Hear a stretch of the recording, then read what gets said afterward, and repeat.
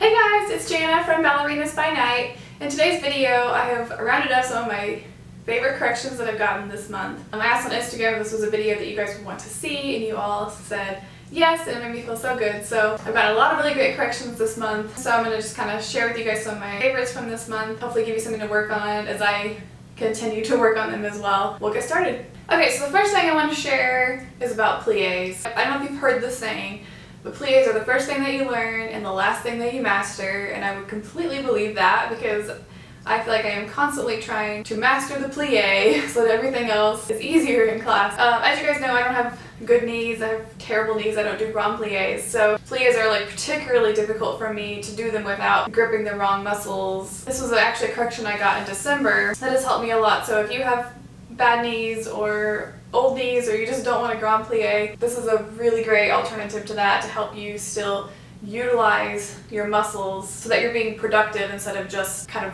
holding your grand plié. This is what I was doing for a grand plié alternative. Basically I was just going down and holding this and waiting for the counts to finish, and I was coming back up. But a lot of times when I was doing that I was just like gripping in here and I was just kind of sitting into the plié instead of it being like an active movement. What you can do instead is think about your grand plié in sections. So you're going to go quarter of a demi, full demi, back through the demi, pushing into the ground, rotating all of this back up.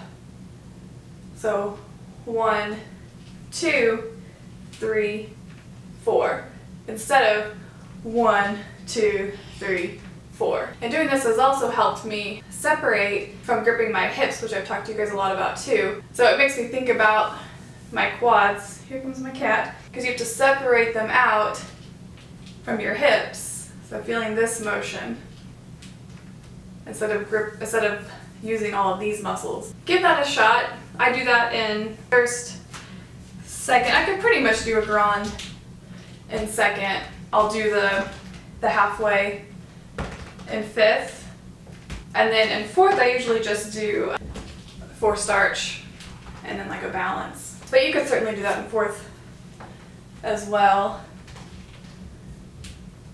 Yeah, so give that a shot if you have bad knees or you just don't feel like you're ready to grand plié. Try doing that instead of just down, up.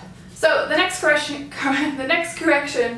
can sort of piggyback onto that one. Of course, all of the corrections piggyback onto the next, you know? When you're doing a plié, you want to keep your arches lifted. Well, you want to keep them lifted at all times, but it tends to be a lot easier to let them roll in when you plié, or if you're doing like a tendu front or a tendu back especially, it's easy to let that foot roll in. But instead of thinking about lifting your arch, which I think sometimes can make you grip wrong, like sometimes if I think about it that way, I end up with a little bit of tendonitis in my Achilles because I'm gripping in the wrong places. So instead, I was told to think about the outside of your foot engaging with the ground. If you think about that, it just sort of like gives you that nice little lift. I'm going to see if I can get a closer shot. Here is my feet just standing without thinking about lifting in. If I think about engaging the back of the foot, touching the ground, boom, you've got it lifted, but I'm not gripping anything in my arches or my Achilles, and it's lifted. We got that correction doing a tendu combination, so definitely think about that, because when you switch from one foot to the next, oh, I just got a cramp, especially to the back, just like tendu back and then think about the supporting leg, the outside of it, staying in contact with the ground. It's hard. You know, it's one of those like little tiny details, but it's gonna make such a difference. I've been particularly working on it a lot with my left foot because it's not as strong as my right. And I noticed yesterday the bottom of my foot was just like, it was just sore from using the muscles, so good. Okay, so we were doing Coupé balances, starting in susu and then lifting the foot and holding it. So not coming straight into it, but susu, lift into the Coupé.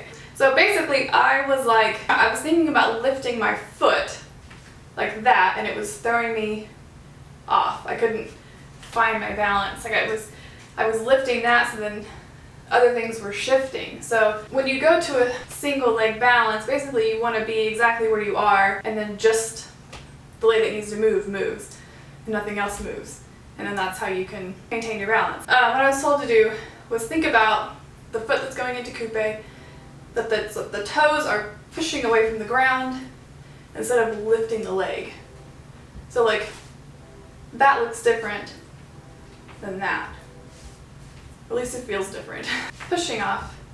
And I also think there's just something to say about like getting to your position quickly. I've noticed that I tend to like drag getting into my reteres when I pirouette and stuff, and it's just, if you could just like get there, you're gonna be a whole lot more stable. Push the floor away. Okay, a lot of my center corrections had this general theme of spotting. Keeping the eyes lifted, looking toward the direction that you want to head. It's amazing how something like that, it doesn't become a muscle thing, it just becomes like a natural thing that your body does. To start with a basic example, if you're gonna do an Arabesque promenade, a lot of times in my head I'm just thinking so much about the foot. I'm just thinking like my foot's gotta get around, and so I end up making like, you know, all of these like crazy movements just trying to get around. But it's so much easier if you establish your placement, look where you are, look out, looking up, it's scary, and then using your upper body, your eyes, to take you to the next corner or the next wall or whatever it is, instead of thinking about your foot. So then it becomes 4 movements of the foot to get you around instead of thinking about like a bajillion little heel lifts. Let's start here. I'm gonna go this way, this way, this way, and this way. So, I mean,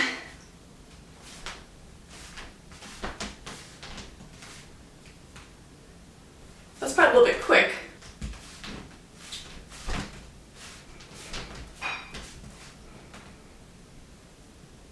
Obviously, I haven't mastered it yet, but that's the idea.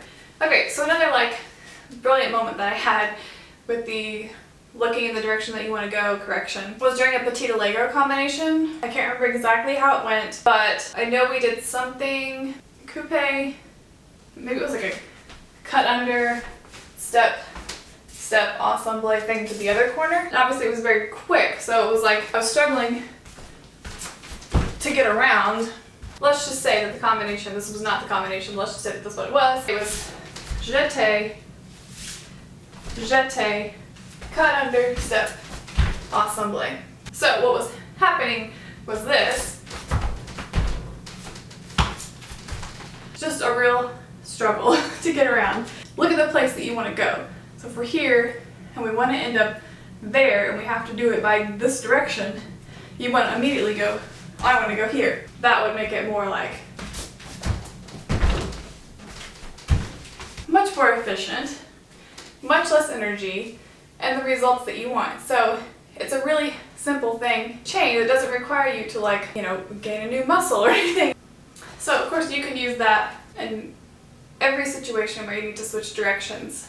Say you're doing a pirouette combination, you land in fourth, and you need to détourner, do an on-day-down turn here, you want to go here. And in fourth, you want to look there. I think maybe it's a way to like trick your shoulders into moving with you, keeping all of this square. For me, at least a lot of the time, if I'm turning, I always have one shoulder that drags, and that helps me just not think about the shoulders, but just, this is where I want to be, and your eyes can take you there. Okay, I just have 3 more corrections I want to share with you, 2 of which kind of go together. They both have to do with pirouettes. We were doing this combination where we were doing a piqué turn, this arm over our head, into an arabesque. And I got 2 corrections out of this one that were super helpful. The first being that my arm that was over my head was like somewhere over here. I had no idea that I wasn't putting it like directly over my head.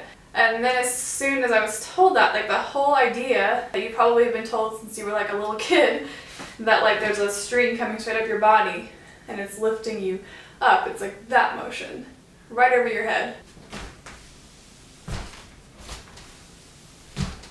Okay, so remember that part, and I'll move on to part 2 of this, which comes to the landing. So because it was straight into an arabesque, afterward, I kept doing this and then falling out of it. So, or I would stop too early and I would be somewhere in this vicinity, you know, trying to like get my way into the arabesque. So what you have to do is land squared up in the direction that you want to arabesque before you go. If you start here, you can't, it's so much harder to piqué up here and fix it. So if you can just get to like the prep that you need and then go up, you're going to be in a lot better shape. See if I can do this. Again, I'm not warmed up or anything, so I'm just trying to demonstrate, but if we were to go piqué, prep, arabesque. Arm straight over your head, square up before you pick your direction. So now we can take both of those pieces and put them into a releve arabesque turn. A lot of times you'll get them just like this, but we were doing one in class that was like this. Arm over the head, land and plie. You want to start out with the hips being square. So that's the first part, if you can get your hips square. And then in this instant, the arm was down and up over the head, and then through on the landing. I was taking the arm up, but then I was kind of bringing it down about here out of my turn, instead of doing the whole turn, and then once I got here, then bring it through. It'll help you stay up, and it looks prettier.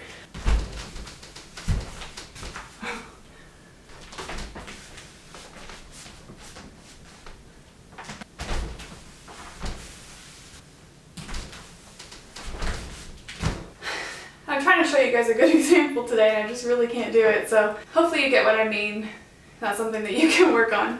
Okay, last correction I'm going to share for this video this month is with grand allegro. It's hard to show in this space because it's so small. When you're doing these big jumps, you can't have these like tiny preparations. You have to have the momentum building so that you can float in the air. What I was doing, and I have a video clip I can overlay here to show you, we were doing just tombé pas de glissade saut de chat, a little zigzag type thing. So basically I was getting to my glissade, and I was practically staying underneath myself before the saut de chat. So it's like I was getting here and I was stopping and then trying to, you know, go that direction, which makes it really, really hard. We did a set and I had my teacher film it for us, and then right afterward he was like, okay, now we're gonna do it again, and this time make your glissade bigger. Not in terms of like you don't want it to be like glissade, you just want to make it, you want to push more forward, keep all of your momentum going forward. That means instead of going glissade, you want to go glissade. That's going to help you keep that movement going forward. So we did it again after that, and it was like boom, splits in the air, because it was just so easy to get to the peak of your jump because you weren't having to use all your energy to get your legs up. You had so much momentum from this that you could just float on up there. I'm overlaying the clip that I got. Of course I didn't get a clip of the corrected version afterward, but Abby happened to find some old class footage of hers from when she was training, and there's this combination where she's going a grand allegro combination going across the floor, and you can really see how her movement is much more forward than mine was. And this isn't just for saut de chat. Any big jump, you want your preparation to be very full of energy. We're also doing tombé coupé jeté, and I was just sort of being like, tombé coupé jeté. Of course I can't show you guys in this little space, but you can't really get anywhere if you're keeping it underneath yourself. You've got to be like, tombé coupé.